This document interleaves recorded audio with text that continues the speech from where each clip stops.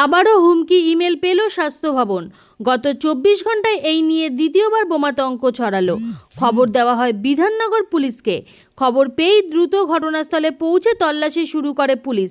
আনা হয়েছে পুলিশ কুকুরও। সূত্রে খবর, মঙ্গলবার সকালে একটি হুমকি ইমেল আসে স্বাস্থ্য ভবনে। সেই ইমেলে স্পষ্ট ভাষায় লেখা ছিল, স্বাস্থ্য ভবন বোমা মেরে উড়িয়ে দেওয়া হবে। বিষয়টি নজরে আসতেই শোরগোল পড়ে যায়। তৎপরতা দেখা যায় কর্তৃপক্ষের মধ্যে। তড়িঘড়ি স্বাস্থ্য ভবন খালি করে দেওয়া হয়। তবে স্বাস্থ্য ভবনের কোথায় বোমা রাখা আছে তা স্পষ্ট করে ইমেলে উল্লেখ করা হয়নি। পুলিশ সূত্রে খবর, তল্লাশি অভিযানে এখনও পর্যন্ত কিছুই মেলেনি। তবুও স্বাস্থ্য ভবনের সব জায়গায় ভালো করে তল্লাশি চালানো হচ্ছে। পরপর দুদিন একই মর্মে বোমা রাখার হুমকি ইমেলকে কেন্দ্র করে চাঞ্চল্য ছড়িয়েছে। আতঙ্কও দেখা দিয়েছে স্বাস্থ্য ভবনের কর্মীদের মধ্যে।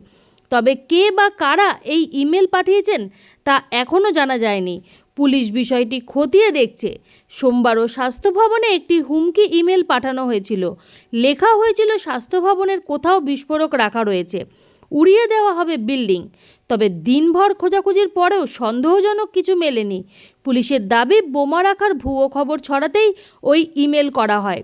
মঙ্গলবারও একই জায়গা থেকে ইমেল পাঠানো হয়েছে কিনা তাও খতিয়ে দেখছে পুলিশ। বিস্তারিত জানতে অবশ্যই দেখতে থাকুন এম মাইন্ড অফ স্টোরি।